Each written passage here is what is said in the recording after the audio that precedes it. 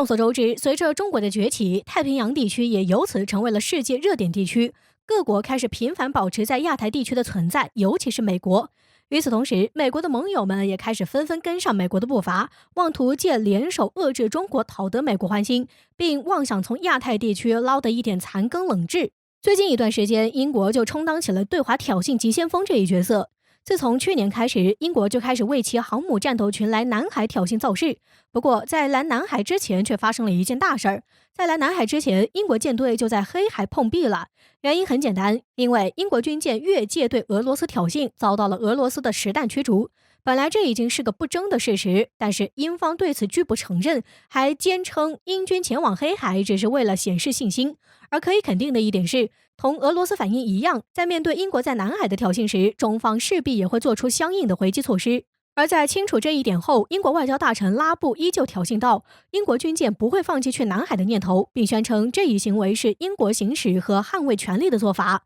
这足以见得英国的险恶用心。除此之外，他们还死鸭子嘴硬似的喊话中国不必感到紧张或者焦虑。不得不说，英国未免太高看自己了，一个区世界二流海军竟然让世界第二海军不要紧张害怕。光是从这一实力悬殊中就可以明白真正该害怕的到底是谁。另外，更有消息证明，英国对此前前来南海挑衅的航母舰队无法反导。据美国媒体报道称，英国航母战斗群中的英国4-5型驱逐舰无法进行弹道导弹防御工作，因为其武器的通用性能有限。退一万步说，即使其驱逐舰能够反导，在中国的东风快递面前，也不过是一堆破铜烂铁罢了。美国先进的反导系统尚且无法拦截，更何况是一个区的二流海军呢？可以说，英国似乎还停留在日不落帝国的美梦中，还停留在19世纪对中国的舰炮外交中。他们忽略的是，中国实力早已今非昔比，并且没有忘记那场舰炮外交带来的屈辱。英国如今再这样想撬开中国大门已经不可能了。正如同罗源将军反问的那样，你有那个实力吗？某种程度上来说，英国此番挑衅或许正好给中国提供一个良机，不仅可以一雪百年之耻，还可以借此重建中国的战略威慑力，可谓是一举两得，正中我国下怀。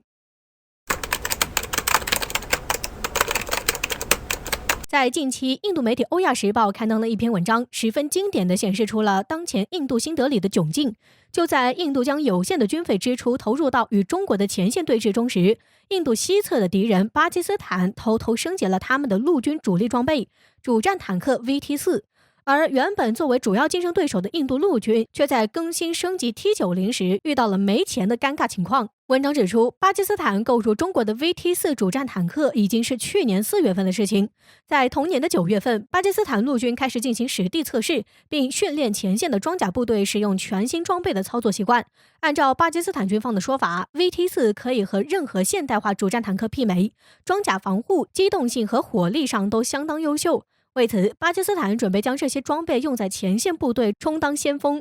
欧亚时报认为，印度把太多的精力花在配合美国的印太战略目标上，在拉达克地区和中国打持久战，显然不是印度的强项。印度捉襟见肘的军费，即便全部采购先进装备，也无法在与中国的对峙中获得足够大的优势。而印度军方对巴基斯坦又太多轻视，忽视了一个成长的对手。与巴基斯坦引入中国的 VT4 主战坦克用在克什米尔地区的行为不同， T90 在高原的情况十分尴尬，导致印度陆军在今年2月份准备引入118辆印度国产的阿琼 MK-1A 型主战坦克，以应对北部变换的局势。该型装甲单位一直被印度上下视作是印度制造之光。按照印度自己的说法，阿琼 MK-1A 在原基础上进行过14次升级，结合了现代化技术，比如火控系统、稳定瞄准系统，确保首发的命中率。该型装备在沙漠中进行测试，性能效果要超过俄罗斯的 T90。然而，就外界观察到的情况是，印度的制造速度远低于印军的预期，而巴基斯坦又开始在前线全面换装 VT4 主战坦克，这让克什米尔地区的局势发展变得和印度人预期的不太一样。尤其是一向瞧不起巴基斯坦的印度人，为了在拉达克形成对华局部兵力优势，还故意抽调了常驻克什米尔地区的2个装甲师，调集到拉达克。很有意思的是，印度国防部还一直在坚持双线作战的扩张战略，认为用主力压制中国，从侧面攻入巴基斯坦。结果，光是拉达克对峙，巴基斯坦更替前线装备，就让印度的国防力量捉襟见肘。也不知道是谁给印度的信心，即便是在2020年，印度也坚持双线作战的扩张战略。最近，我国央视罕见地曝光了一段火力射击考核视频，内容是我国第77集团军麾下某部列装的全新车载加榴炮试射画面，以及99A 主战坦克在多地形条件下的开火命中率。作为外界关注的是，这些演习的地点全部选择在西部高原某地。就当前的局势而言，显然就是做给印度人看的。从视频来看，我军77集团军新列装的车载加榴炮炮架和炮身部分全部被披挂上了厚厚的迷彩伪装。很显然，它的相关数据还属于只可意会不可言传的地步。按照官方的说法，这款车载加榴炮搭载了北斗卫星定位系统，能够自主定位定向，自动辅助调整角度，方便操作人员瞄准目标。相对于此前的多款车载加榴炮，新款在射击精度上拥有极高的提升。至于99A 型主战坦克，自然不必多说，作为我国目前最强的陆战之王，全重55吨，125毫米的主炮，单车搭载弹药达到了惊人的41发，奔袭时速75公里每小时，作战范围800公里。对于高达55吨的大家伙来说，可不是一个小数字。此外，额外设计的激光压制观瞄系统，也时常是被外界津津乐道的装备，